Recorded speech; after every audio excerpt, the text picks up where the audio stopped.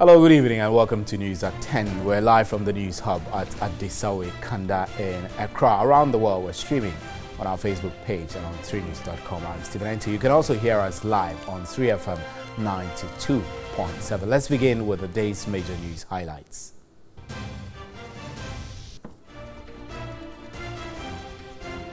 One of the accused persons in the case in which Aisha Huang and some other 4 Chinese nationals are standing trial for engaging in illegal mining has defied the court order asking him to file his medical report to the registrar. The order followed his absence from court on February 19, compelling the judge to adjourn the case.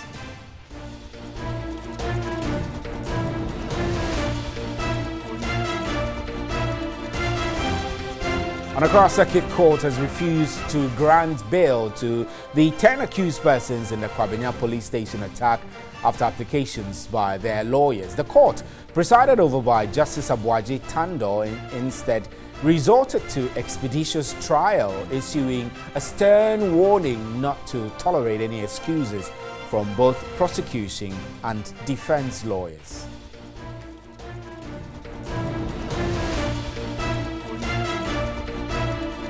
And government would bring financial closure in September this year to the giving out of the electricity company on a 20-year concession agreement. This is to allow the new ECG roll out initiatives focusing on renewable energy to improve the country's power supply. And pupils of Deu Sanfo Municipal Assembly Junior High School study under trees after the collapse of their classroom block. They're frustrated by the constant disruption of lessons due to unfavorable weather conditions.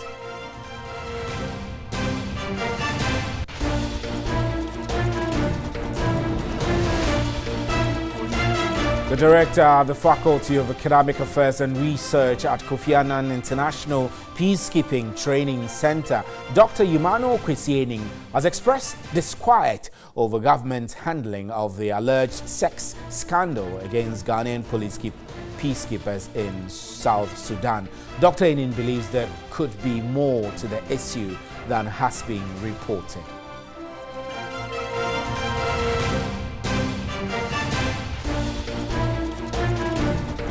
The opposition National Democratic Congress (NDC) has dissociated itself from comments by Member of Parliament for Dododiodo Edwin Ni Alante van der Poel. The MP had suggested that the NDC will free the jailed former JIDA boss Abuga Pele if it wins power in 2020. In a statement, the NDC said Ni Alante van der Poel's comments, quote, does not reflect the position of the party regarding the fight against corruption in the matter involving the conviction of Abuga Pele in particular.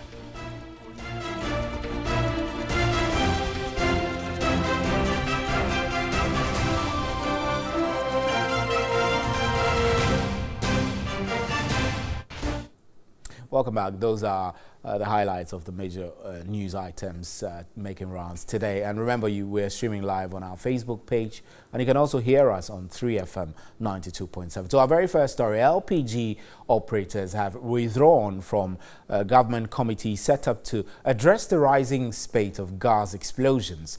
The Ghana LPG Operators Association says their concerns have been ignored during a meeting of the Cylinder Recirculation Policy Implementation Committee. Following the October 7, 2017 Atomic Junction gas explosion, Cabinet, after its meeting on October 12, directed that the cylinder recirculation module on the distribution of LPG be implemented. The implementation of the policy will mean that LPG bottling plants will be sited away from congested commercial and population centers. The plants will procure, brand, maintain, and fill empty cylinders to be distributed to consumers and households through retail outlets.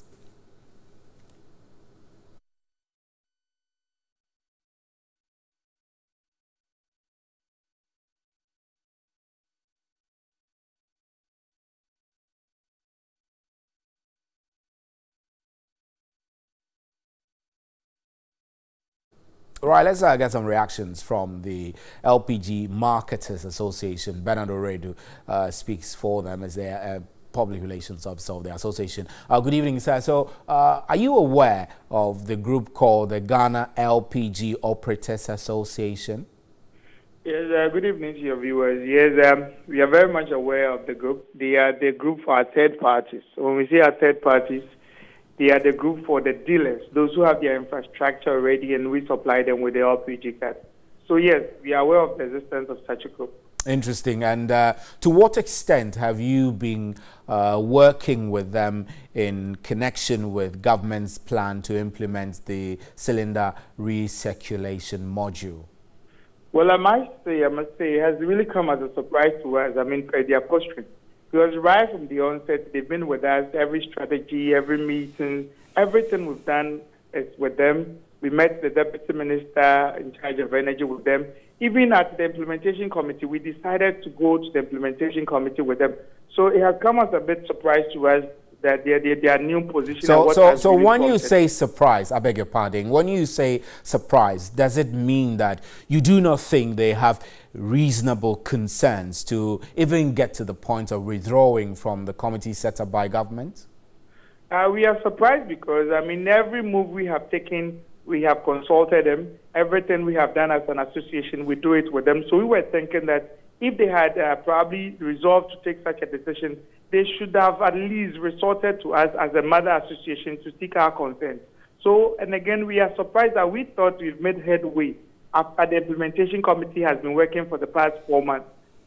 So it's quite a surprise to us, I mean, what they've done now. So do you foresee that their withdrawal could weaken your front in the deliberations you have with government in connection with the implementation of the recirculation module program? Well, as of now, I mean, the implementation committee is going about its work. Our members are on the committee, and their withdrawal, I don't think, would mean that the committee work will be stalled.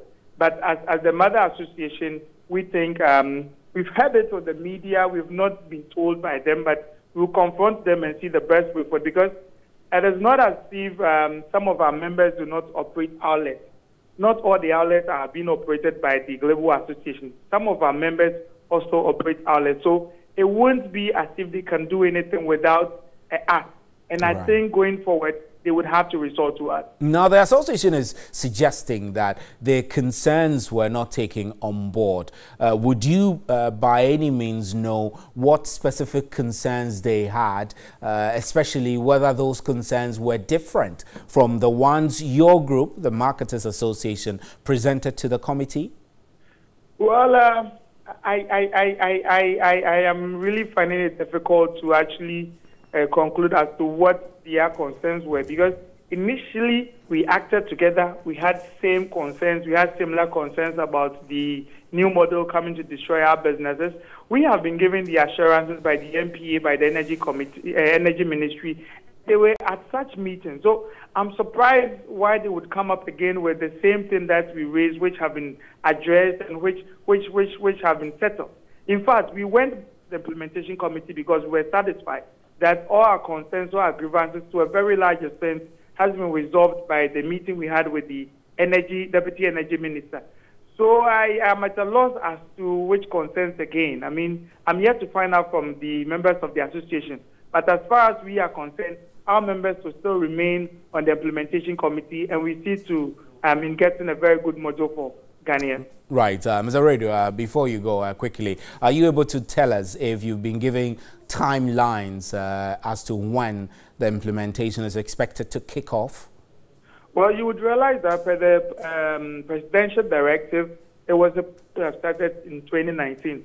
But as we speak right now, the committee is working. The committee is working with timelines. Initially, they had planned that by end of January, probably we would have started licensing. But this has not been able to come on because the members at the committee have not been able to do that. The committees have been divided into, I think, 3 subcommittees, and each subcommittee has been charged with a particular mandate. So the committee is working hard, and we are very hopeful that probably we might work within the timelines as the cabinet directive stipulated. Right. But I must say that a lot has to be done, and we might not be able to probably meet the timelines by the cabinet directive, though we are working hard as members of the committee. Right. Mr. Redu, we're grateful for your time. Thank you very much. Mr. Bernard Redu is the Public Relations Officer of the Cylinder Marketers Association of Ghana. Let's move on to some other stories. The Minister of Finance, Ken Ofori-Atta, says government will continue with its structural reforms to consolidate the economic gains made in 2017. Addressing a media engagement on the economy, he said government's economic policies yielded positive results in 2017, meeting its key macroeconomic targets. Presenting an update on macro fiscal development in 2017, the Ministry of Finance said government outperformed the deficit target of 6.3%, reduced the total debt to GDP ratio to under 70%, exceeded the annual real GDP growth target of 6.3%, and reduced the end-year inflation from 15.4% in 2016 to 11.8%. Other significant achievements chalked in the past year included the decline in the rate of debt accumulation from 47.4% in 2013 to 13.5% in November 2017, and the attainment of a surplus in Ghana's trade balance for the first time in decades. In all these 3 years, they were all below the zero line. What does that mean? It means that we were importing more than what we were exporting. The vision is that we are getting less foreign exchange coming in than what was going out. Today, in 2017, we had a surplus for the first time in more than a decade, where you had a surplus of 2.3. That is a consistent story with what you saw in the previous slide. The Minister of Finance, Ken Ofori-Atta, said the ministry is focused on liability management and reducing its financial costs. You can see efforts towards moving the matrix such that we really are trying hard not to borrow to support borrowing. And I think that that's an important story in and of itself. I suspect even the rebasing is going to even give us a bigger and give us technically more capacity to borrow more. But what is really critical is the payments relative to revenue. So then we come back to, how much we can get our revenue bolstered. But how would these figures and outlook impact on the pocket of the average Ghanaian? If that nice suited gentleman asks you, well, I'm not feeling in my pocket, ask whether that person has even ever filed his income tax before. Yeah, and it's a very relevant question for a society that is growing, that wants to go beyond aid, that everybody fulfills their part of the responsibility that we have, and then we'll have that great nation. On the 19th Vodafone Ghana Music Awards will be aired exclusively on TV3 and all of the other MG platforms, 3FM, Onua FM, Connect and Akuma FM. The move is in line with MG's commitment to ensure cherished viewers do not miss out of the all-exciting awards and the euphoria surrounding it. Here's a report by Osu Arai. Ghana's leading media conglomerate, Media General, has gone into a major partnering with Charterhouse, organizers of the Vodafone Ghana Music Awards VGMA, to show the prestigious awards live on your screens. Well, Media General and Charterhouse are happy to announce a partnership that would allow millions of Ghanaians across the country unlimited access to the Vodafone Ghana Music Awards, which is slated for the 14th of April 2018.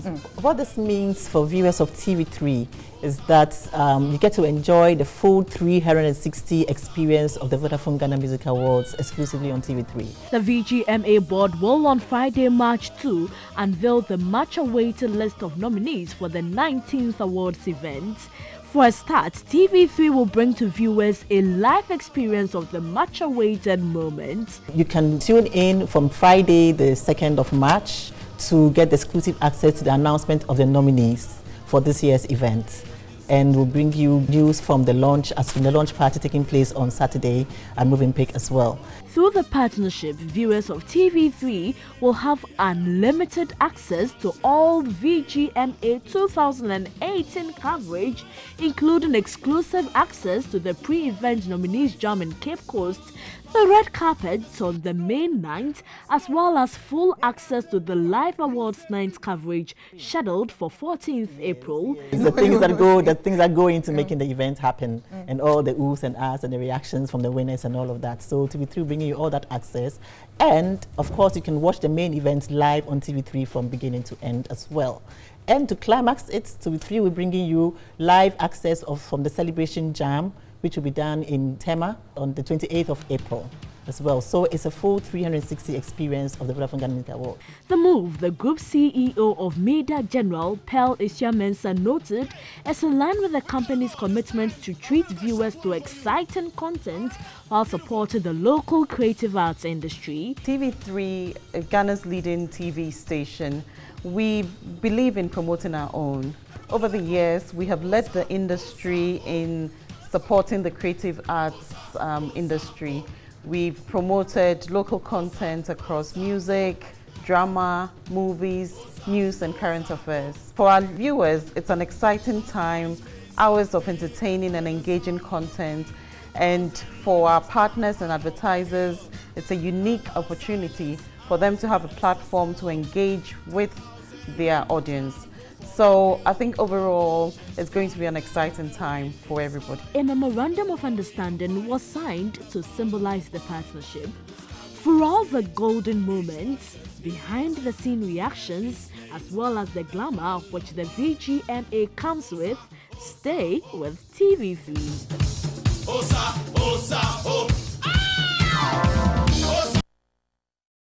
Right, this is still news at 10. We're live from the News Hub at Adisawe Kanda. If you're listening to us on radio, this is 92.7. We'll be right back. Please stay.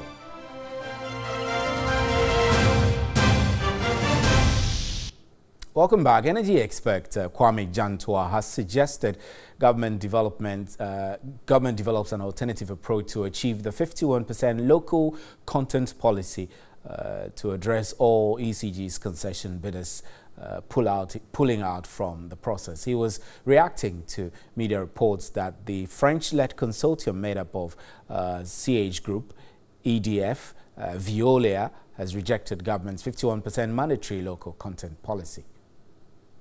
Kwame Jantua noted the French-led consortium is representing its shareholders, and if they are not satisfied with the deal, a pull-out is possible. At least 30% of that 51% should be given to ECG workers. And ECG workers, through their pension fund, can cover that percentage that they are giving them. Then out of that percentage, 21% should be given to AGI, and the rest floated on the stock exchange. The Ghana Power Compact, through the Millennium Development Authority, MIDA, is to help provide the country with sustainable power supply by the injection of financial and technical support. The concessionaire will have to put in close to $500 million in 5 years on the start of the concession. Originally, the concession was for 25 years and 20% local content. That was reviewed by the current government to 20 years and 51% local content. The energy expert was worried about the capacity of ECG to produce and sell power after the concession period. I don't subscribe for ECG to be taken out of this whole process. ECG should be a keen participant in this process, and that key participant should not only be on the distribution end, but also should be part and parcel of the retail end. We need to try as much as possible to find a way where ECG also participates in this entire process, because those concessionaires who are coming in are not going to be here forever and ever.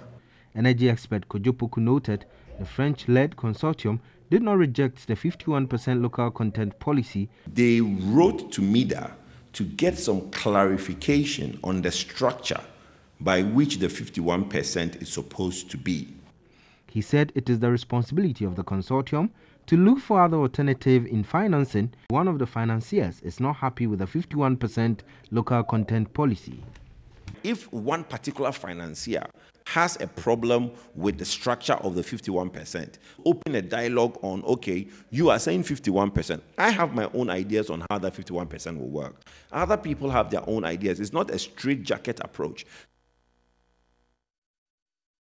President and head of IT at Samsung, DJ Koh, has promised exciting times for mobile phone users when he, together with the leadership of Samsung, launched 2 additions to the Samsung collection of phones, Samsung S9 and S9 Plus at Fira de Barcelona Montjuic. TV3's Alfredo Canse is in Barcelona and has come through with the following report.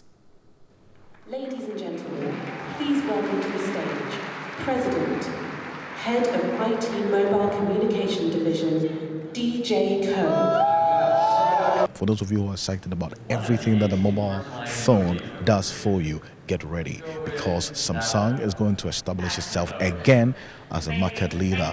The leaks, hype and interest have been soaked up by the next pair of Galaxy devices. The Galaxy X9 and S9 Plus are the latest in a long line of Samsung flagship phones to be launched at Mobile World Congress.